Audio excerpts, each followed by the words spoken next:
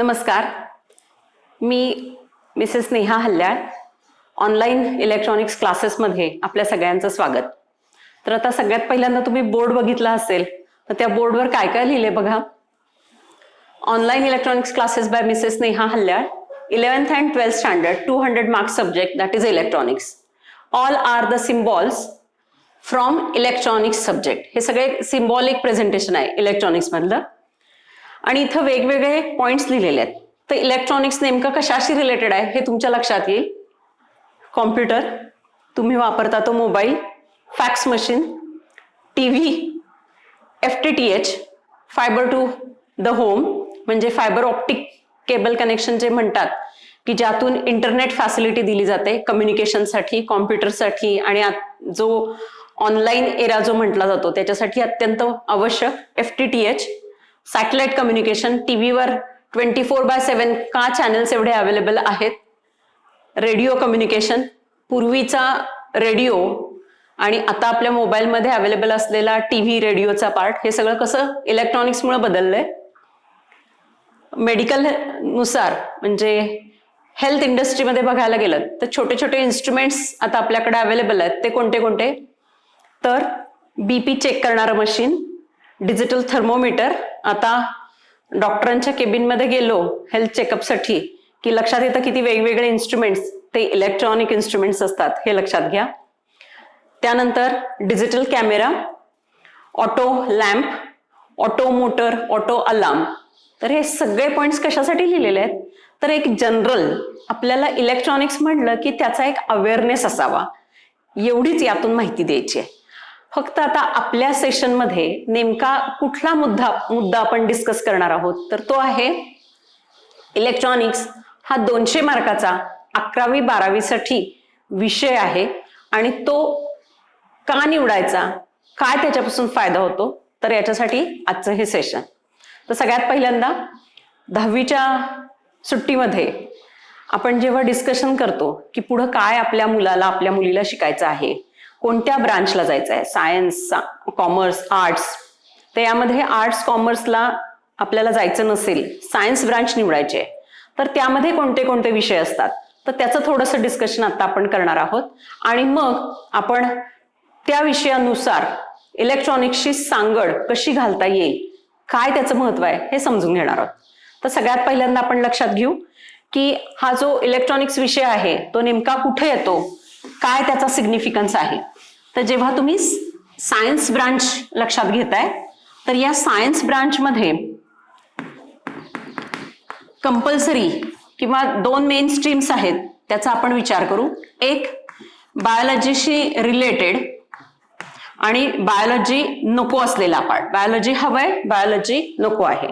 तर बायोलॉजी जर आपल्याला सिलेक्ट करायचं असेल तर फिजिक्स, केमिस्ट्री, जर हवं असेल तर मॅथमॅटिक्स तुम्ही ऑप्ट करू शकता. त्यानंतर इंग्लिश हा प्रत्येक 100 मार्काचा विषय आहे प्रत्येकी, बरोबर, हे 4 आणि हा 100 मार्क राहिला. पुन्हा 600 मार्कांपैकी अजूनही एक विषय की ज्यामध्ये तुम्ही एकतर मराठी घेऊ शकता किंवा IT घेऊ शकता किंवा जिओग्राफी घेऊ शकता, बरोबर, हा 100 मार्काचा. असा एकूण 600 मार्कासाठी आपण 11th आणि 12th सायन्स ब्रांच बघणार आहोत. तर बायोलॉजी हा सब्जेक्ट आवडत असेल तर तुम्ही जरूर याचं कॉम्बिनेशन करू शकता अलॉंग विथ मॅथमॅटिक्स, बरोबर. समजा तुम्हाला बायोलॉजी आवडत नसेल तर मात्र आपल्याला काय करता येईल तो विषय आपण जास्त विस्ताराने बघणार आहोत. तर आपल्याला बायोलॉजी हा विषय नकोच आहे तर तेव्हा मात्र आपण असं समजून घेऊ, physics 100 mark, chemistry 100 mark, maths 100 mark, बरोबर, हे झाले 300 मार्कांसाठी कंपल्सरी. त्यानंतर इंग्लिश हा कंपल्सरी 100 मार्क. आता हे एकूण मार्क्स मिळाले आपल्याला मॅक्झिमम किती तर 400. त्याकरता कोणते विषय निवडायचे तर English, physics, chemistry, maths. English तर कंपल्सरी राहणार आहे, त्यातलं फिजिक्स, केमिस्ट्री, मॅथ्स हे सुद्धा आपले A ग्रुप मधले विदाउट बायोलॉजीचे हे सगळे सब्जेक्ट. आता राहिला 200 मार्कांचा भाग, तर त्यामध्ये तुम्ही काय काय घेऊ शकता.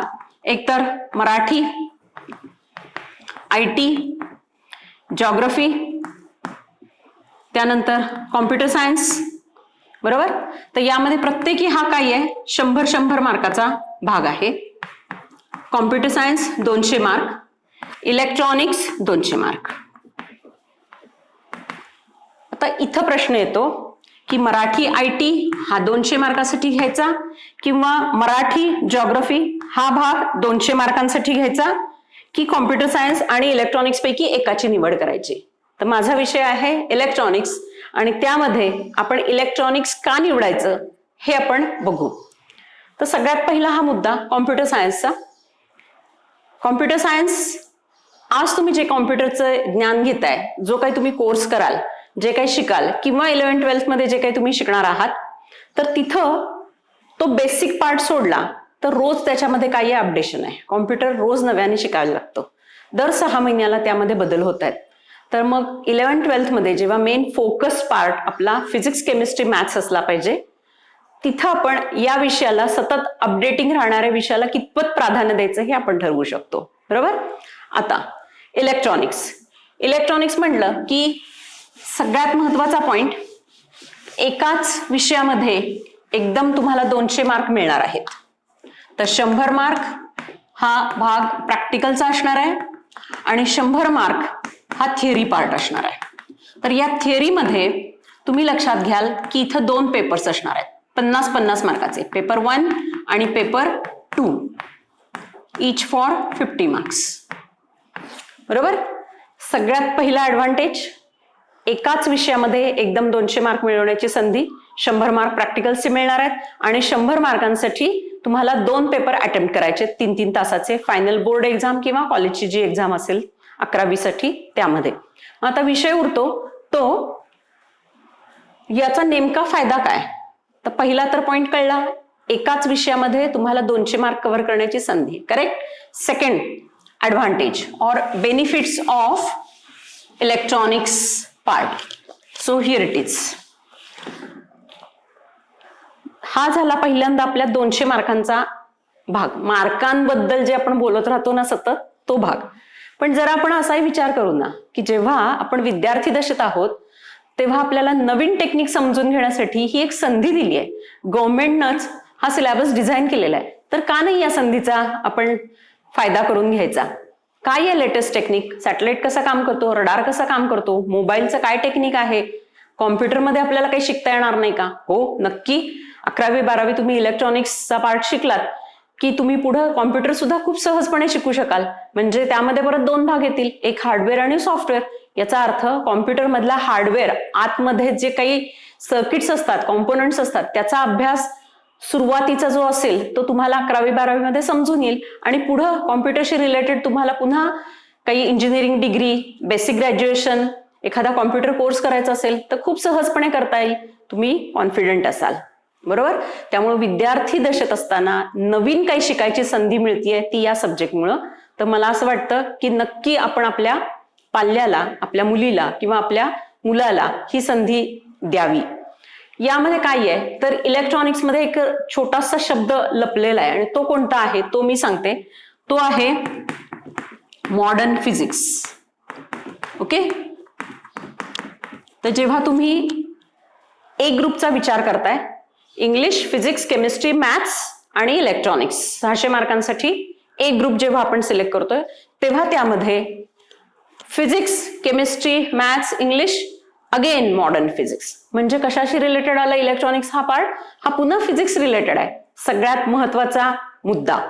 त्यामुळे जेव्हा आपण 11वी-12वी मध्ये PCM वर फोकस करणार आहोत, फिजिक्स, केमिस्ट्री, मॅथ्स, अर्थातच बोर्ड एक्झाम, इंजिनिअरिंग, मग त्याच्यामध्ये कॉमन एंट्रन्स एक्झाम असेल कोणती, महाराष्ट्र शासनाची MHCET, महाराष्ट्र गव्हर्नमेंटने डिझाईन केलेली, किंवा ऑल इंडिया लेवलवर आपल्याला NIT, IIT या इन्स्टिट्यूट्समध्ये पुढे शिकायला जायचं असेल ग्रॅज्युएशनसाठी, तर जी JEE exam, joint entrance exam, त्यामध्ये परत 2 पार्ट्स असतात. ते कोणते तर JEE मेन्स, त्यातून पुन्हा सिलेक्शन झालं तर पुढे JEE ऍडव्हान्स्ड. तर यापैकी कोणत्याही एक्झामसाठी तुम्हाला फिजिक्स विषय फार महत्वाचा ठरतो आणि त्याचा अलाइड पार्ट कशामध्ये आहे तर इलेक्ट्रॉनिक्समध्ये. तुम्हीच निर्णय घेऊ शकता की related subject for physics is nothing but electronics as it is modern physics. बरोबर. तर यानुसार आपल्या लक्षात आलं असेल की एकाच विषयामध्ये तुम्हाला 200 मार्क मिळून जाणार आहेत. बरोबर. Only one subject, so that you can focus on PCM. म्हणजे पुन्हा तुमचं लक्ष कुठं राहायला पाहिजे? Physics, chemistry, maths. मग हा ऑप्शनल सब्जेक्ट तर आहे, PCM तर सांभाळायचा आहे.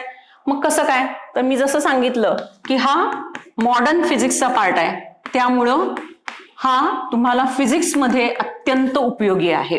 Most useful for physics.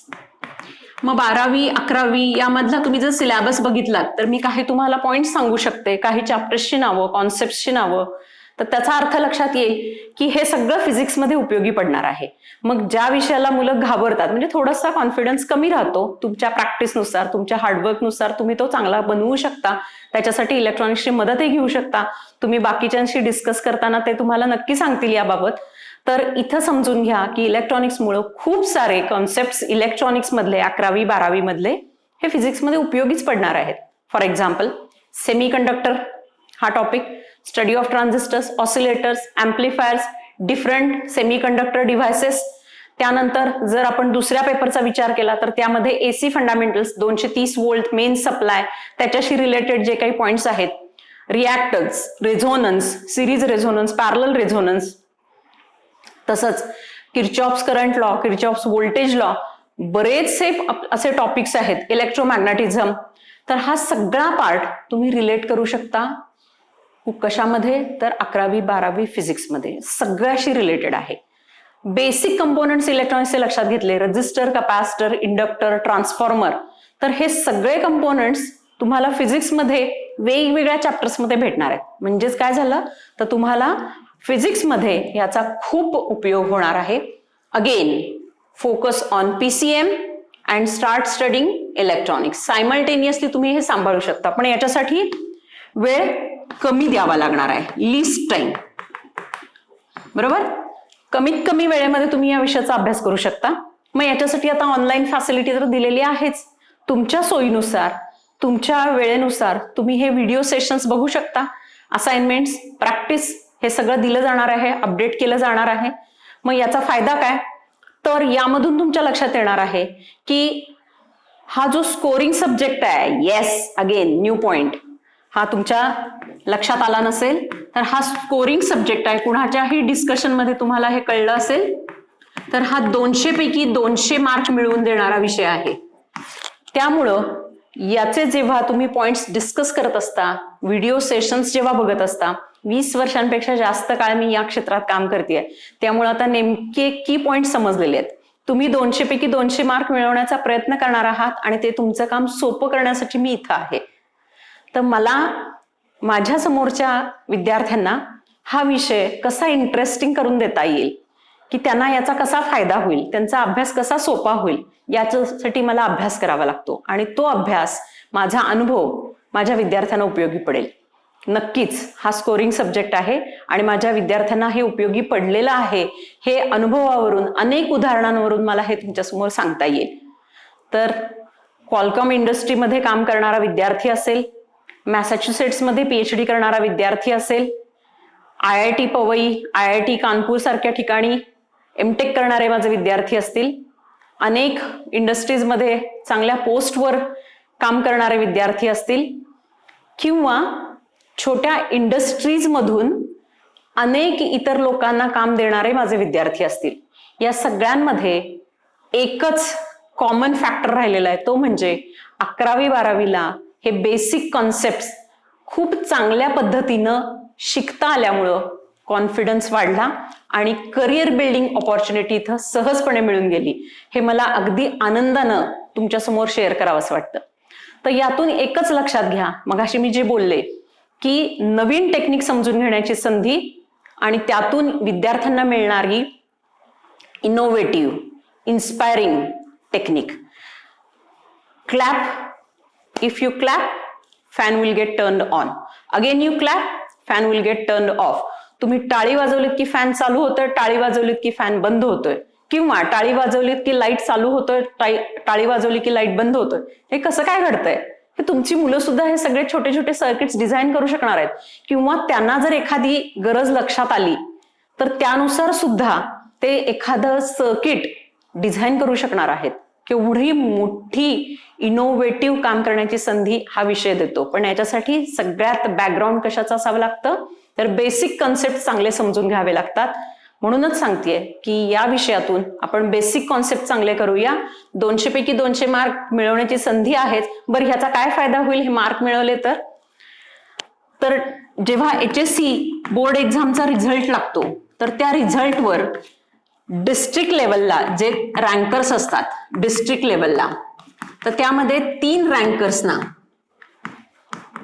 Reliance ट्रस्टची स्कॉलरशिप दिली जाते. फॉर एक्झाम्पल, इंजिनिअरिंग करणारा विद्यार्थी असेल आणि जिल्ह्यात पहिल्या 3 मध्ये नंबरात आलेला असेल तर दरवर्षी 27,750 रुपये स्कॉलरशिप मिळवली जाते, विद्यार्थ्यांना दिली जाते. किती प्रेस्टिजियस आहे, किती प्राऊड मोमेंट आहे. नक्कीच विद्यार्थ्यांना पण अभिमानास्पद आहे, आई वडिलांना सुद्धा अभिमानास्पद आहे. आणि यानुसार हा विषय जितक्या चांगल्या पद्धतीनं कमी वेळामध्ये तुमच्या समोर मांडता येईल तो माझा प्रयत्न असणार आहे आणि याच्यासाठी मी नेहमीच काम करत राहणार. तर हा असा आपला जो समजून घेण्याचा भाग होता, व्हॉट आर द बेनिफिट्स, हा मी आता इथं तुमच्या समोर सांगितलेला आहे. त्याच वेळी हेही लक्षात घ्या की माझ्या प्रिंटेड नोट्स ज्या सिंपल लँग्वेज मधून असतील, त्यामुळे तुम्हाला इकडं तिकडं काही नोट्स शोधायची काही गरज राहणार नाही. जसं फर्दर स्टडीज मध्ये, ग्रॅज्युएशन मध्ये, पोस्ट ग्रॅज्युएशन मध्ये आपल्याला अनेक रेफरन्स बुक्स वापरून आपल्याला वेगवेगळे मुद्दे समजून घ्यावे लागतात, तसा तो भाग मी इथे एकदम सोपा केलेला आहे. कारण आता तुमचा मेन फोकस पुन्हा कशावर राहायला पाहिजे, PCM. कारण फिजिक्स, केमिस्ट्री, मॅथ्सवरच CET, JEE ही एक्झाम असेल. इंजिनिअरिंग ट्रॅक, BSc, BCA कोणतंही बेसिक ग्रॅज्युएशन करायचं असेल तो भाग. आर्किटेक्चर साईडला जायचं आहे, हो, तिथं सुद्धा तुम्हाला या स्कोरचा खूप उपयोग होतो.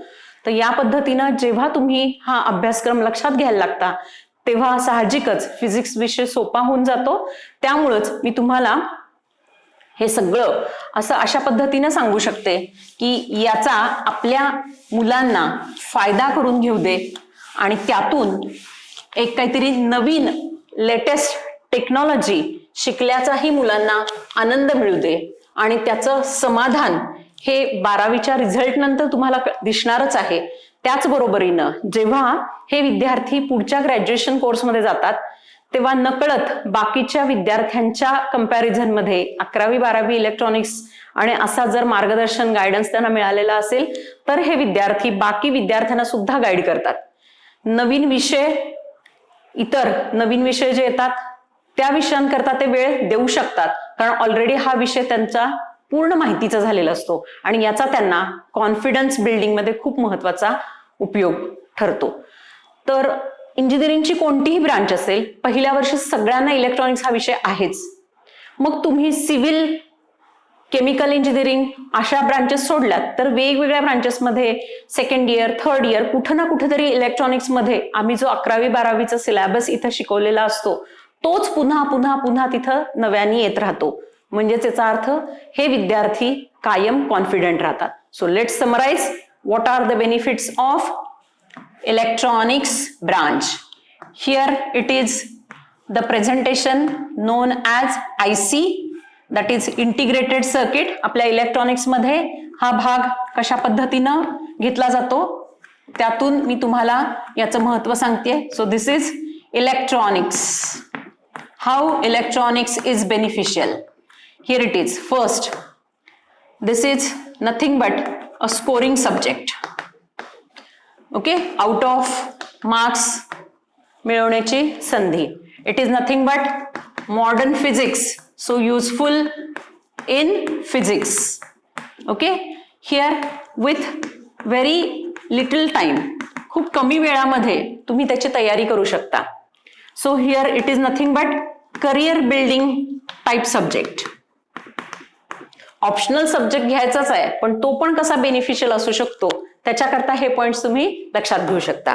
Next, as here it gives confidence as well as only one subject, it covers 200 marks. Next, it gives us innovative idea, that is by making projects. Electronics मध्ये प्रोजेक्ट्स आपल्याला डिझाईन करता येतात, मगाशी मी जे एक्झाम्पल सांगितले.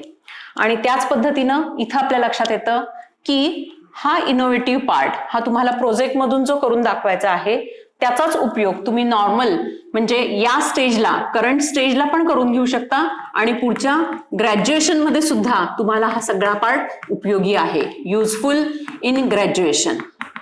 And here it gives a chance to study latest technology. मग तुम्ही पुन्हा पुढे कॉम्प्युटर साईडला गेलात, नव्याने काही शिकायचं आहे, नव्याने काही डेव्हलप करायचे आहेत, आपल्याला ती संधी नक्की मिळते. म्हणजेच याचा अर्थ या पद्धतीनं आपल्याला हा सगळा इलेक्ट्रॉनिक्सचा पार्ट 200 मार्कांसाठी निवडता येतो आणि फिजिक्स विषय सोपा करून कमीत कमी वेळेमध्ये दिलेल्या नोट्सचा अभ्यास करून बरोबर डायग्राम्स कशा काढायच्या, त्याचं एक्सप्लेनेशन कसं लिहायचं हे परफेक्ट तुमच्या समोर सांगितलं जाईल आणि यातून तुम्हाला खूप चांगला कॉन्फिडन्स मिळवायची संधी मिळते. त्यामुळं ऑनलाईन क्लासेसमधून ही संधी नक्कीच तुम्ही निवडू शकता. 200 पैकी 200 मार्क मिळवू शकता आणि या 11वी-12वीच्या स्टेजमध्ये सुद्धा आणि पुढच्या ग्रॅज्युएशन कोर्समध्ये सुद्धा तुम्हाला या लेटेस्ट टेक्नॉलॉजीचा खूप उपयोग करून घेता येईल. त्यामुळं हा विषय निवडण्यासाठी आणि त्याचा खूप सगळा असा फायदा करून घेण्यासाठी तुम्हाला खूप खूप शुभेच्छा. यातूनच आपण पुढच्या कोर्सेसची सुरुवात करतोय. धन्यवाद.